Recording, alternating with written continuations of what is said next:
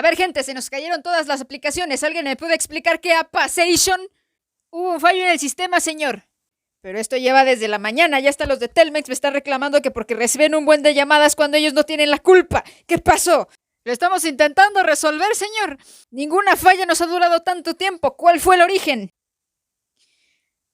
¿Cuál fue el origen? Es que se me cayó el café por accidente en los sistemas.